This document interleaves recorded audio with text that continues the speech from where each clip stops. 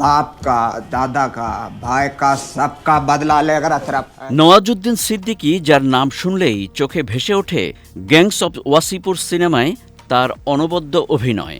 বর্তমানে বলিউডের অন্যতম সেরা চরিত্র অভিনেতাদের একজন তিনি।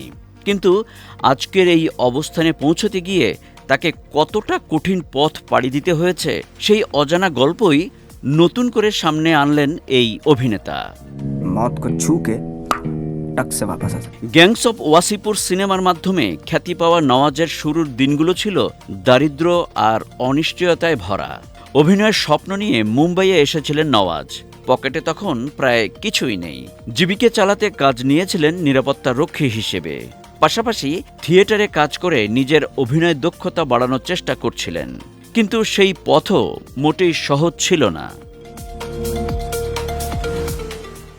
সম্প্রতি এক সাক্ষাৎকারে অভিনেতা নওয়াজুদ্দিন সিদ্দিকী জানান, ক্যারিয়ারের প্রথম দিকে আত্মবিশ্বাস আর আবেগে ভরপুর থাকলেও বারবার ব্যর্থতার মুখে পড়ে সেই অনুভূতি ধীরে ধীরে কমে যেতে থাকে।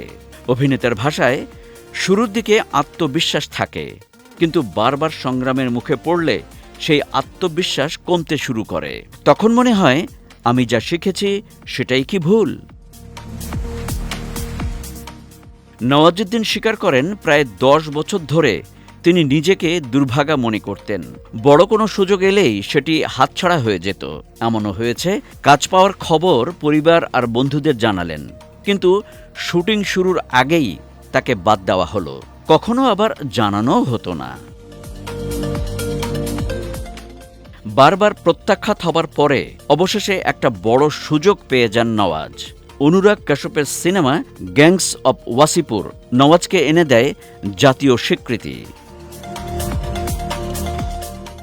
এভাবে পরিশ্রম আর নিষ্ঠার সাথে কাজ করে বলিউডে নিজের জায়গা পোক্ত করেছেন তিনি। তবে সাফল্যের চূড়ায় উঠেও নিজের শুরুর দিনগুলো ভুলে যাননি নওয়াজ।